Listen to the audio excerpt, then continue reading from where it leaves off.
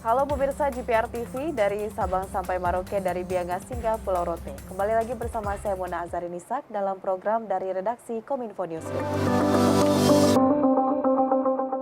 Pemirsa, kali ini dari redaksi Kominfo Newsroom akan membahas dengan berbagai informasi, khususnya informasi yang sedang hangat di Indonesia saat ini, varian Omikron.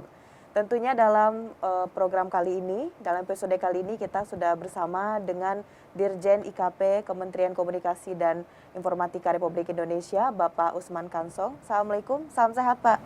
Waalaikumsalam, Mona, salam sehat juga. Baik, Bapak dan juga pemirsa, tentunya kita awali dulu bahwa saat ini Indonesia varian Omikron ini kembali meningkat. Dan menurut data dari Kementerian Kesehatan bahwa telah terjadi penambahan pada hari Sabtu tanggal 8 Januari 2022 itu ada sebanyak 75 orang terkonfirmasi positif varian Omikron ini.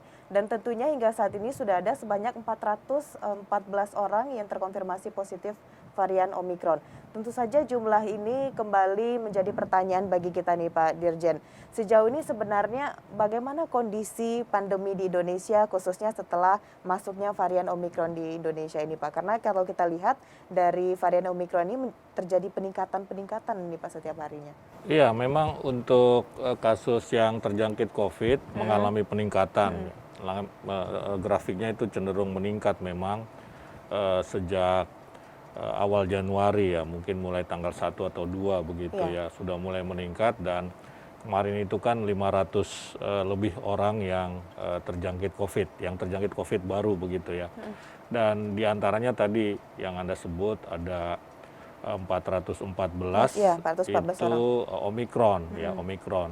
Nah 414 ini kan akumulasi, tentu saja ada yang sudah sembuh ya, sudah pulih lagi dari 414. Nah, jadi situasinya seperti apa ya? Memang ada peningkatan, ada kecenderungan peningkatan.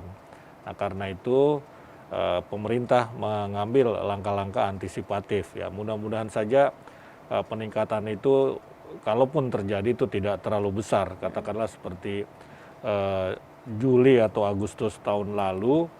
Dan kalau kita lihat, ini yang kenapa kita harus mengantisipasi. Omikron ini sebetulnya gejalanya ringan ya, gejalanya ringan, dia tidak mengakibatkan hal-hal yang fatal, tetapi penyebarannya cepat, ya, penyebarannya cepat. Nah, karena itu kita tetap harus mengantisipasi, ya, mengantisipasi lonjakan Omikron, karena di negara-negara lain seperti Inggris, Amerika, kemudian negara-negara Afrika, Perancis ini kan peningkatannya lumayan begitu ya, lumayan tinggi. Ya, Australia juga seperti itu. Nah, kita harus belajar dari negara-negara lain ya, bagaimana agar kasus Omikron ini dan COVID secara umum itu tidak melonjak terlalu cepat, tidak melonjak drastis begitu. Oke, berarti ini gejalanya ringan tapi penyebarannya cepat begitu Pak ya? Iya, ya, gejalanya ringan memang dan tidak mengakibatkan kematian lah ya. Ya, persentase yang meninggal itu kecil sekali begitu. Baik. Lalu upaya apa kira-kira yang memang saat ini betul-betul kita gencarkan, kita lakukan ini Pak, agar tidak terjadi betul-betul lonjakan yang luar biasa di awal tahun 2022 ini? Iya, jadi dari sisi komunikasi publik kita makin menggencarkan kampanye. Ya, untuk menjaga prokes dan vaksinasi. Ya, vaksinasi. Selain itu juga di lapangan ya, pemerintah itu mengeluarkan berbagai bentuk kebijakan. Ya, misalnya melarang warga negara dari 14 negara untuk masuk ke Indonesia, itu kan kebijakan, ya kan. Kemudian juga sudah ada surat edaran Menteri Kesehatan agar kepala daerah itu mengantisipasi penyebaran Omikron dan COVID secara umum dengan menyiapkan fasilitas pelayanan kesehatan, kemudian juga tenaga kesehatannya. Nah, ini langkah-langkah yang dilakukan oleh pemerintah.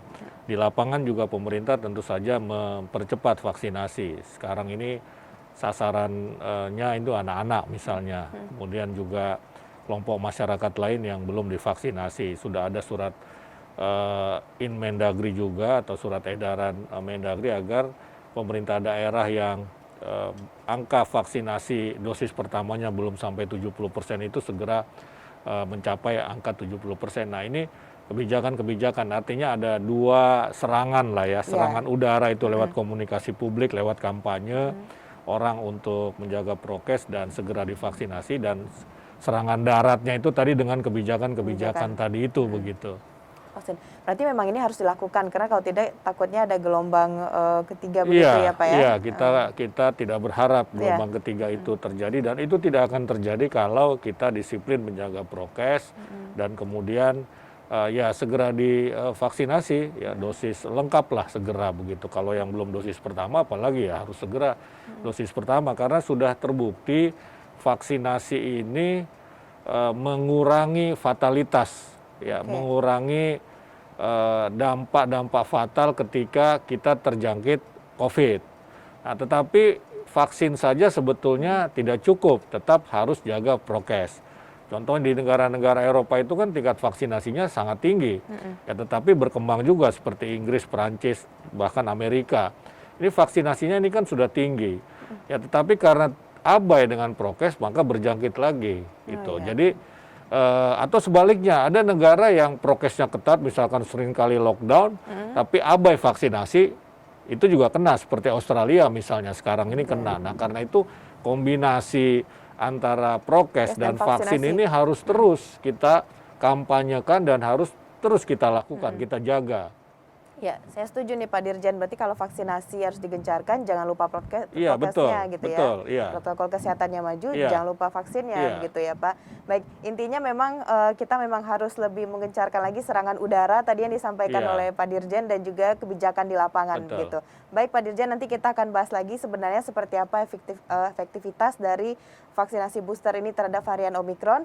Dan pemirsa tetap di Kominfo Newsroom.